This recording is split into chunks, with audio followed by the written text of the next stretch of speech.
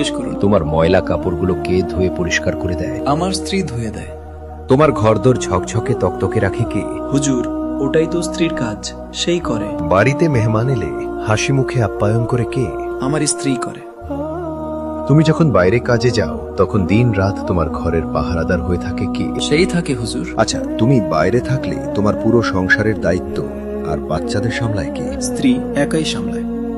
আর দিন শেষে যখন ক্লান্ত হয়ে বাড়ি ফেরো তখন তোমাকে শান্তি, ভালোবাসা আর সুখ দেয় কে?